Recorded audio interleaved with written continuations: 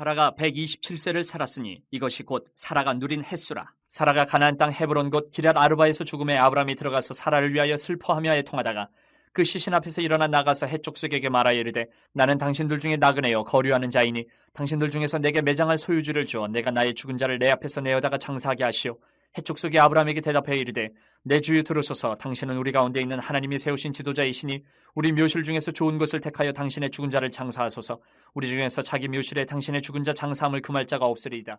여러분, 사랑하는 사람이 여러분의 곁을 떠나면 여러분은 어떻게 하시겠습니까? 오늘 우리는 이 질문에 대한 답을 한번 살펴보려고 합니다. 오늘 본문에 보면 아브라함의 아내 사라가 이제 죽었어요. 본문 말씀 1절을 보니까 사라가 127세를 살았으니 이렇게 기록을 합니다. 이것이 사라의 향년입니다. 127세. 성경을 창세기부터 요한계시록까지 쭉 살펴보아도 읽어보아도 좀처럼 여인의 생애 가운데 얼마를 살았다가 죽었다라는 말이 거의 없어요. 찾아보기가 힘들어요. 그런데 특별히 사라의 생애를 이렇게 명확하게 기록을 해 놓았어요. 이것을 보면 성경에서 믿음의 조상이었던 이 아브라함 못지않게 믿음의 어머니였던 이 사라의 생애가 뭔가 특별한 의미가 있다라는 말씀이죠. 그때 아브라함의 나이는 137세였어요. 아들 이삭은 계산을 해보니까 37세입니다. 37세. 어머니 사라가 이제 죽었을 때. 여러분, 아내가 떠나갔을 때 아브라함의 심정은 어땠을까요? 아브라함은 이 아내의 죽음을 어떻게 맞이했을까?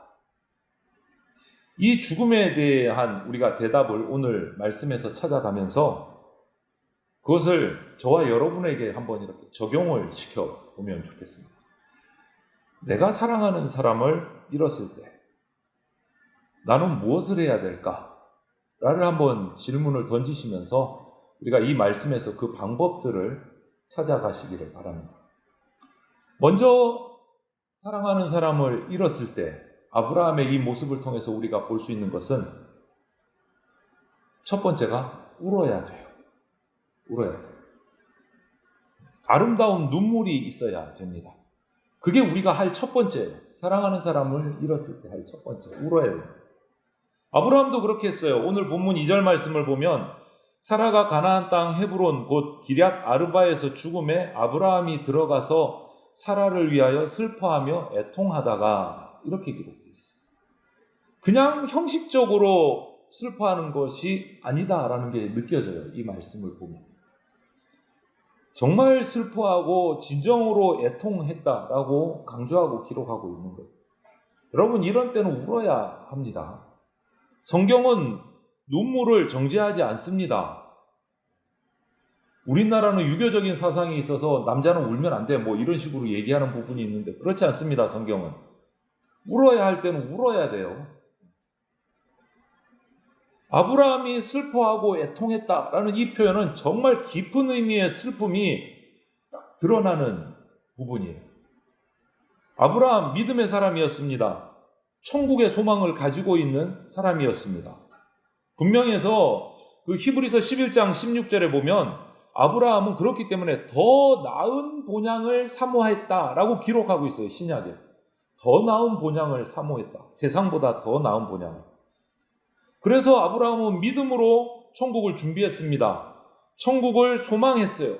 그럼에도 불구하고 사랑했던 아내와 사별하는 것, 이거는 분명히 슬픈 일이에요. 분명히 슬픈 일이에요. 그래서 아브라함은 울었습니다. 예수님도 친구 나사로가 죽었을 때 나사로의 죽음 앞에서 눈물을 흘리셨습니다. 예수님도. 어느 날 예수님이 감람산 언덕 위에서 죄 때문에 이제 무너지고 심판받아야 될 예루살렘 성을 내려다 보시면서 통곡했다라는 기록도 있어요. 성경은 그대로 예수님의 눈물을 다 기록하고 있어요. 여러분, 그렇다고 해서 또 반대로 모든 눈물이 다 필요한 눈물이다. 또 그거는 아닌 거예요. 어떨 때는 별 필요 없는 눈물을 흘릴 때도 있습니다. 우리가 살다 보면. 그럼에도 불구하고 현대의학에서도 눈물을 너무 참으면 그게 질병의 원인이 된다라고 의학적으로도 얘기를 하기도 해요. 한 사람이 사회에서 살다가 실패하는 거, 이거는 그냥 머리가 좀 둔해서 지능이 낮아서 실패한다. 그것만은 아니에요. 지능 못지않게 어떤 사회에서의 대인관계나 여러 가지 복합적인 모든 면에서 성공과 실패는 좌우되는데 그 중에 중요한 것이 감정도 한 자리를 차지하고 있다. 감정 아주 중요합니다. 감정 표현을 적절하게 잘 할 수 있어야 됩니다. 여러분 신앙생활에서도 감정 표현 아주 중요합니다. 신앙생활에서. 여러분 시편을 한번 쭉 읽어보세요. 1편부터. 시편에는요 찬양 소리도 나오고 부르짖는 기도도 나오고 박수치는 기록도 나와 있고 그냥 통곡하는 기록도 나와 있고 감정 표현이 그냥 없는 게 없어요. 시편을 읽어보면 모든 감정 표현이 다 있어요.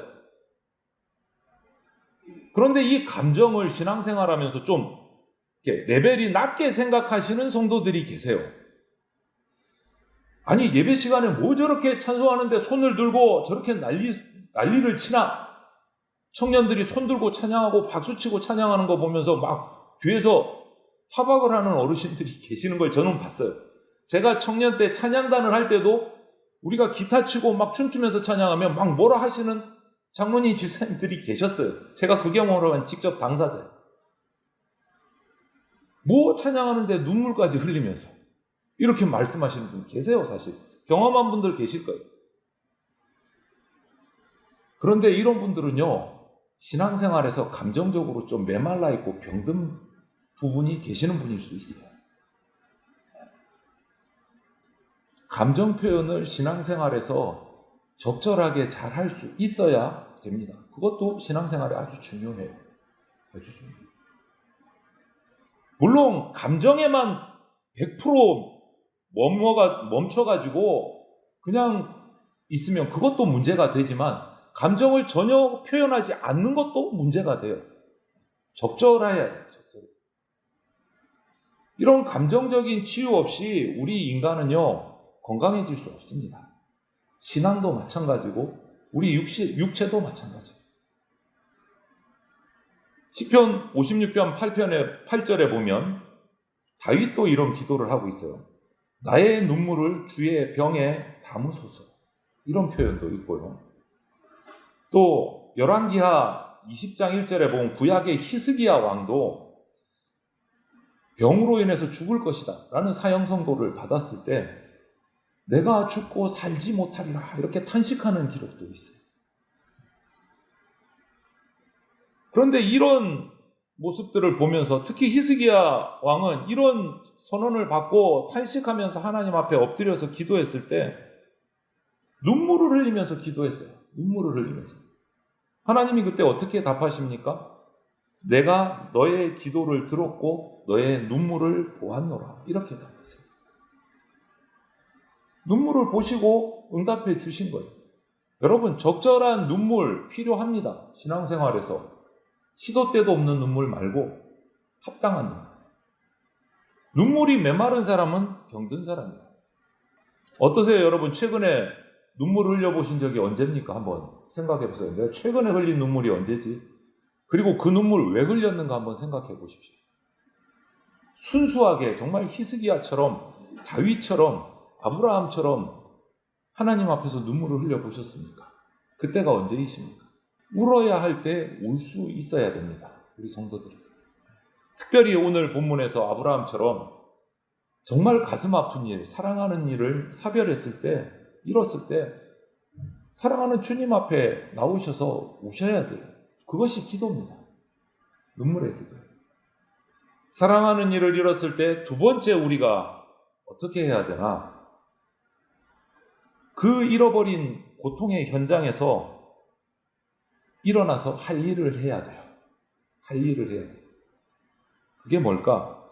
울어야 할 때는 울어야 하지만 또 슬픔이 너무 지나치고 눈물을 억제하지 못하고 허구한 날 울기만 한다면 그것도 문제입니다. 그것도 문제예요. 허구한 날 하나님 앞에 나와서 징징징 짜면 이거는 올바른 눈물이 아니에요. 어떤 분이 이런 말을 한 적이 있어요. 눈물은 비와 같다. 아주 시적인 표현을 하셨는데 눈물은 비와 같다. 이게 무슨 말이냐면 여러분 땅이 메말랐을 때는 비가 필요합니다. 그런데 요즘처럼 그런 비는 단비라고 해요. 요즘처럼 하루에 2번, 3번 시도 없이 폭우가 쏟아져서 홍수가 나면 이 비는 단비가 아니에요. 제발 좀 안 왔으면 하는 비예요. 이제 그만 좀 왔으면 좋겠다. 이런 모습을 이 시인은 표현한 거예요. 눈물은 비와 같다. 비가 끊임없이 오면 그거는 단비가 아니고 재앙이 되는 겁니다. 재앙이. 눈물도 꼭 그와 마찬가지입니다. 시도 때도 없이 울면 그거는 재앙이에요. 재앙. 아브라함에게는 그런데 그런 눈물이 아니고 정말 아름다운 눈물이 있었어요. 보십시오. 그의 눈물은 필요한 눈물입니다. 적절하고 합당한 눈물이에요. 그런데 아브라함은 그 눈물만으로 끝나지 않습니다. 애곡만 한 것이 아니고 오늘 본문 3절을 보면 그 시신 앞에서 일어나 나가서 이렇게 기록하고 있어요. 애통하고 슬퍼하고 계속 그렇게 있은 것이 아니고 이제는 일어나서 나갔어요. 뭐하러 나갔느냐? 이것이 중요해요. 일어나는 것이 중요합니다. 자기가 할 일을 찾는 것이 중요합니다. 슬픔 가운데 그냥 빠져만 있어서는 안 돼요. 그는 곧장 아내의 장례를 준비하기 시작합니다. 일어나서. 그리고 사랑했던 아내와의 이별 의식을 시작하는 거예요. 어떤 마음으로 했을까? 4절을 보면 아브라함이 그 당시에 살았던 땅은 해쪽 속 사람들이 살던 땅에 함께 살았던 것 같아요. 그래서 그들에게 나가서 이렇게 고백을 합니다. 해쪽 속에게 나는 당신 중에 나그네요 라고 이렇게 4절에 고백해요. 저는 이 고백이 당시 아브라함의 그 마음을 정말 심경을 아주 적절하게 나타나는 표현인 것 같다라는 생각이 들었어요. 사랑하는 아내가 훌쩍 떠났어요. 사별을 했어요. 그러면서 천국의 소망을 가지고 있는 그리스도인으로서 함께 신앙생활을 하던 아내가 먼저 천국으로 떠났어요. 나그네 의식이 더 깊어지게 솟아났을 거예요. 맞아. 우리 인생은 나그네 인생이야. 이제 이렇게 떠나가는 거야. 나도 이제 이 땅에서 영원할 수 없는 나그네구나 라는 것을 한 번 더 깊이 경험했을 거예요. 아내의 죽음을 통해서. 나도 언젠가는 죽어. 아내의 죽음을 통해서 자신의 죽음을 보고 아내의 죽음을 준비하면서 자신의 죽음도 준비해야 된다라는 것을 깨달았을 거예요. 그리고 어떤 생각이 들었을까요? 지금 아내와의 육신적인 사별이 영원한 헤어짐이 아니고 새로운 만남을 준비하는 준비구나라는 것을 깨닫게 됐어요. 어디서 만난다고요? 천국에서 만날 약속을 다시 한번 하는 준비의 시간이 된 거예요. 그래서 그는 진지하게 이별을 위해서 그리고 그 다음 또 다른 만남을 위해서 준비 절차를 시작을 합니다. 당신 중에 나그네요. 여러분, 우리가 살아가는 이 세상은요, 다가 아닙니다. 우리는 천국을 향해 가는 이 세상의 순례자, 나그네입니다. 세상에 너무 모든 것을 걸지 마십시오. 세상이 다가 아닙니다. 천국의 소망을 가지십시오. 그래서 아브라함은 슬픔 가운데 빠져만 있지 않고 일어나서 죽음을 준비하고 그 다음 천국에서의 새로운 만남을 준비해요. 여러분, 새로운 만남, 할 일을 해야 돼요. 새로운 만남을 준비해야 돼요. 그리고 나서 아브라함은 또 한 가지 더 합니다. 뭐냐? 이제 우리가 아브라함을 통해서 이 아내의 사례의 죽음을 맞이하고 준비하고 그 다음에 하는 일들을 보면서 우리가 해야 될 일 또 한 가지는 이제 하나님의 사람답게 내게 남은 이 세상의 인생의 나머지 길을 살 것을 결심하는 작업이 필요해요. 여러분, 우리가 죽음 앞에 섰을 때 그것이 내게 죽음이든 뭐 이웃의 죽음이든 사랑하는 가족의 죽음이든지 그 죽음 앞에 섰을 때 내가 나에게 던져야 될 가장 중요한 질문이 하나가 있어요. 이것이 세 번째예요. 사랑하는 자가 사랑하는 자를 잃었을 때 내가 해야 될 세 번째 중요한 것. 질문. 내가 떠나간 후에 내 모습이 어떻게 기억될까? 이 질문을 던지십니다. 내가 떠나간 후에 내 모습이 이들에게 어떻게 기록될까? 세상에 어떻게 기억될까? 어떻습니까, 여러분? 여러분이 이 세상을 떠나면 뒤에 남은 가족들이, 이웃들이, 교회의 지체들이 여러분을 어떻게 생각하실 것 같습니까? 지금 떠나가면 어떻게 생각하실 것 같습니까? 한번 질문을 던져보세요, 스스로에게. 여러분이 살다가 간 그 빈 공간에 여러분과 더불어 같이 살았던 사람들, 여러분의 가족들, 여러분의 직장 동료들, 이웃들, 교회의 식구들이 여러분이 떠나간 다음에 여러분을 어떤 모습으로 기억할까? 이곳에 사라에 대한 이야기는 없습니다. 하지만 사라와 더불어 한평생 살고 아내의 죽음을 한 고통으로 지금 받아들이고 있는, 그리고 아내의 장례를 준비하는 아브라함을 향해서 헷 족속들, 그들과 함께 살았던 주변의 이웃들, 헷 족속들, 그들은 하나님을 모르는 족속이에요. 이방민족입니다. 그들이 사용했던 아브라함과 이 사라에 대한 호칭을 보면 우리가 그것을 조금이나마 볼 수 있어요.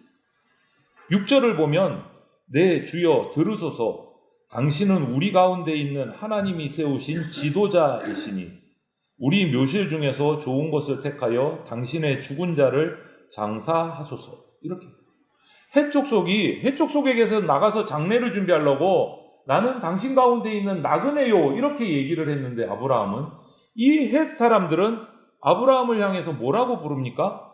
하나님이 세우신 지도자이십니다 라고 고백해요. 이스라엘 사람들 아닙니다. 하나님을 모르는 이방 사람들이에요. 그 사람들이 아브라함을 보면서 하나님이 세우신 지도자이십니다 라고 고백을 해요. 아브라함에게 왜 이런 호칭이 주어졌을까? 믿지 않는 자들로부터. 아마도 그들은 자기의 땅에 들어와 살고 있는 이 아브라함과 사라 부부의 모습, 그 가족의 모습을 수시로 보면서 느꼈을 거예요. 와, 저 사람들은 정말 하나님의 사람이구나. 말과 언행과 삶의 모습에서 느꼈어요. 그랬기 때문에 이 순간 그들을 하나님이 세우신 지도자라고 인정을 하고 불렀어요. 그들의 삶의 모습이, 아브라함과 사라와 그 가족의 모습이 그들에게는 그렇게 비쳤던 거예요. 하나님의 사람으로. 하나님이 사랑하시는 성도 여러분, 우리는 예수님을 믿는 순간부터 우리 입술에 없었던 수시로 튀어나오는 단어 하나가 생깁니다. 하나님을 믿는 순간부터 살아계신 하나님을 향해서 우리는 뭐라고 부릅니까? 주여. 제일 많이 하는 말이에요. 기도할 때. 뭔가 가다가도 주여. 이게 나와요. 그리스도인들 입에서. 이 무슨 말이에요? 주여라는 말이. 고백 무슨 뜻이죠? 잘 알고 쓰셔야 돼요. 그냥 멋있어 보여서 입에 붙이시면 안 돼요. 뜻을 알고 사용하십시오. 다 아시겠지만 살아계신 하나님이 내 인생의 주인이십니다 라는 고백이에요. 내 인생의 주인이십니다. 주여라는 말은 내가 내 인생의 주인이 아니고 하나님이 내 인생의 주인입니다 라는 고백이에요. 여러분, 주여라고 부르는 순간 내 인생의 주인은 내가 아니고 하나님이에요. 그걸 고백하는 게 주여라는 말이잖아요. 어떻습니까, 여러분? 지금 예배하는 성도 여러분, 하나님이 여러분의 주인 되심을 고백하십니까? 아멘이십니까? 그렇게 진짜로 믿으십니까? 아멘. 하나님이 여러분의 인생의 주인 되셔야 돼요. 청년들이 그거를 인정을 안 해요. 수련회 가보면. 내 인생은 내 거지 무슨 하나님이. 그럼 제가 질문을 한다든지 말을 못해요. 네가 네 인생의 주인이면 네 인생이 네 마음대로 되든가? 내가 질문을 딱 하나 던져요. 네가 주인이면 네 마음대로 돼야 되잖아. 주인 마음대로. 됐어? 그러면 말을 못해요. 제대로 된 게 하나도 없거든요. 주인이면 주인 맘대로 되는 게 정상이잖아요. 안 됐대. 그러면 네 인생의 주인 너 맞아? 그러면 말을 못해요. 그다음 여러분 어떠세요? 지금까지 살아오신 여러분의 인생이 여러분 마음대로 되셨습니까? 그러면 여러분이 주인 맞습니다. 한번 대답해 보십시오. 내 뜻대로 됐습니다. 내 인생이. 그러면 여러분 인생 주인 아니에요. 주인이 아니니까 마음대로 못하지. 그러면 주인은 따로 있는 거예요. 따로. 그래서 우리는 하나님 아버지를 뭐라고 불러요? 주여라고 부르는 거예요. 내 인생의 주인은 거기 계시니까. 내가 주인이 아니에요. 여러분. 중요한 것은 하나님을 주인이라고 고백을 하는데 그 고백만 있어서는 안 돼요. 그럼 뭐가 있었느냐? 매 순간순간마다 내 삶의 모습이 하나님이 우리 인생의 주인이다, 내 인생의 주인이다 라는 것을 드러내야 된다. 삶에서 나타나야 돼요. 내가 아니고 하나님이 나타나요.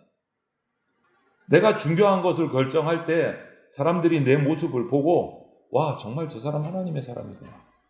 이게 느껴질 수 있도록 해야 돼요. 이것을 우리는 뭐라고 해요? 간증이다 라고 표현해요. 간증은 내가 잘된 거 간증하는 게 아니에요. 그거는 간증이 아니고 자랑이에요. 간증은 나를 통해서 하나님을 나타내는 게 간증이에요. 하나님이 내 주인이십니다를 고백하는 게 간증이에요. 어떤 분들 그래요. 와, 내가 교회를 다니고 하나님 믿고 예배를 드렸더니 내가 부자가 됐거든. 이거는 간증 아닙니다. 내가 교회 열심히 나갔더니 대기업에 철석 붙었어. 이거 간증 아닙니다. 자랑이에요. 그렇게 간증하는 거 아닙니다.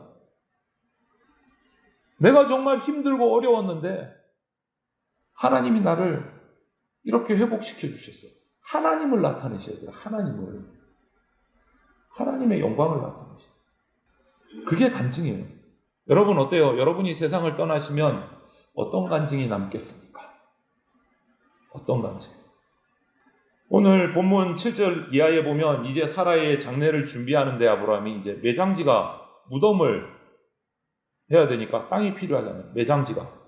묘지를 써야 되는데 헷 족속의 에브론이라는 이 대표자가 나와서 하나님이 세우신 지도자 아브라함을 부르면서 우리가 가지고 있는 매장지 중에 아무데나 마음에 드는 거 선택해서 그냥 쓰십시오.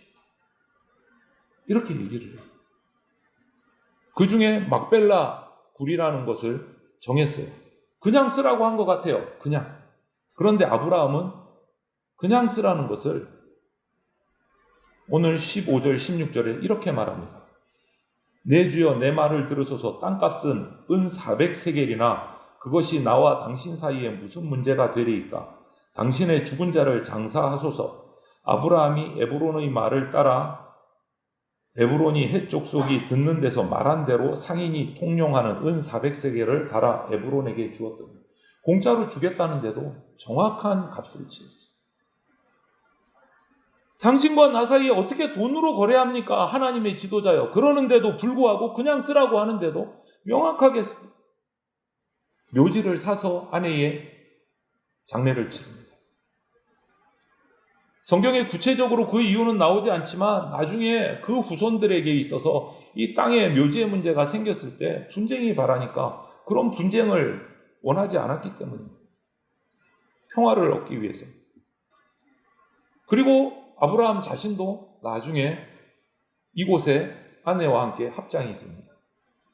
이장죠. 여러분, 죽음은 삶을 결산하는 순간이에요. 저와 여러분의 생애가 끝나고 나의 시체가 관에 들어가는 그 순간 나는 어떻게 결산될까? 깨끗하게 마무리돼야 되지 않겠습니까? 깨끗하게. 우리는 전부 부족한 사람들이에요. 연약한 존재들입니다. 불완전해요. 완벽한 사람은 없습니다. 하지만 그래도 적어도 떠날 때는 이웃들에게, 자녀들에게 부담스러운 존재, 피하고 싶은 존재, 피해를 끼치는 존재, 그런 모습으로 떠나서는 안 돼요. 이것은 그래도 소극적인 목표예요. 피해는 안 주고 떠나야 된다. 민폐 없이 떠나자. 그런데 우리는 그리스도인은 이런 소극적인 목표로 끝내서는 안 돼요. 우리 인생은. 적극적인 목표가 있어야 돼요. 적극적인. 여러분, 하나님이 왜 아브라함을 부르셨습니까? 축복의 근원이라고 부르셨어요. 축복의 근원, 축복의 통로를 삼겠다. 이웃에게 민폐 끼치지 않고 떠나는 그 정도가 아니고 저와 여러분은, 그리스도인은 이웃에게, 자녀들에게 축복이 되면서 떠날 수 있는 존재가 돼야 돼요. 아멘이십니까? 축복으로 마무리할 수 있는 그런 인생이 돼야 돼요. 여러분, 그런 인생 목표를 가지고 사십시다. 이 땅에서 떵떵거리고 부자로 사는 게 목표가 아니고, 내가 이 인생을 마무리했을 때 내 주변 사람들의 복 누릴 수 있는 복의 통로로 살아가는 목표로 사셔야 돼요. 그것을 위해서 미리 기도하고 준비하셔야 돼요. 죽음은요, 돈으로 준비하는 거 아닙니다. 삶으로 준비하는 거예요. 아브라함에게는 그런 면에서 두 종류의 눈을 가지고 있었어요. 사랑하는 아내가 찾아간 천국, 그리고 거기에서 나도 이제 조금 뒤에 따라가서 영원히 함께 천국에서 살 거다 하는 천국을 바라볼 수 있는 눈 하나. 그리고 이제 아내가 먼저 갔기 때문에 남아있는 세월 동안 내가 살아가야 할 나의 현실을 바라볼 수 있는 눈 하나. 이 두 눈을 가지고 있었어요. 소망의 눈과 현실의 눈. 이것이 우리에게 필요한 죽음을 준비하는 눈입니다. 예수님도 이 두 눈을 가지고 계셨어요. 예수님도. 주님께서 마지막 십자가 고통 가운데서도 옆에 있는 회개하는 한 강도에게 어떻게 말씀하십니까? 누가복음 23장에 보면 오늘 네가 나와 함께 낙원에 있으리라. 미래를, 천국을 바라보시고 회개하는 그 한 강도에게 그런 말씀을 해주셨어요. 천국을 바라보는 눈을 가지고 계셨어요. 또 한편으로 주님께서는 죽음을 구체적으로 준비할 수 있는 현실적인 눈도, 안목도 가지고 계셨어요. 십자가 달리시기 전에 그 십자가를 준비하시면서 겟세마네 동산에서 기도하실 때 이렇게 기도하십니다. 내 아버지여, 만일 할만하시거든 이 잔을 내게서 지나가게 하옵소서. 그러나 나의 원대로 마옵시고 아버지의 원대로 하옵소서. 이렇게 기도하셨어요. 인생의 남은 날을 하나님의 뜻대로 붙잡고 걸어갈 수 있도록 하나님께 맡기는 모습이에요. 하나님 앞에 기도하고 자신의 인생을 맡기는 현실적인 눈도 예수님도 가지고 계셨어요. 이 두 세상을 바라볼 수 있는 두 개의 눈을 우리도 가지고 준비하셔야 됩니다. 사랑하는 사람을 잃어야 하는 시간이 온다면 이내 얼마 안 있어서 내 자신의 죽음도 온다라는 것을 기억하시고 준비하는 삶이 필요합니다. 두 세상을 바라보는 두 개의 눈이 우리에게 그래서 필요합니다. 사랑하는 사람을 위해서 예비한 영원한 세상을 바라보는 눈, 또 아직 나는 남아서 살아가야 할, 이 세상을 믿음으로 살아가야 할 그 준비하는 세상을 바라보는 눈, 우리에게도 필요합니다.